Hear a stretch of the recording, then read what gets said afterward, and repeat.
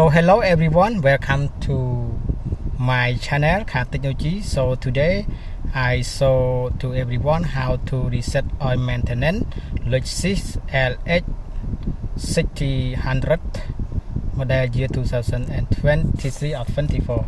Now let's get started.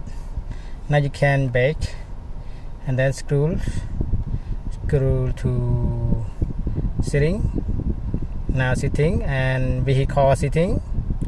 So and then enter vehicle setting and scroll down. You can scroll down for oil maintenance setting. Okay, and hold enter and scroll down to up, click enter yes. Okay, now oil maintenance reset is complete. Thank you for watching in this video. Good luck.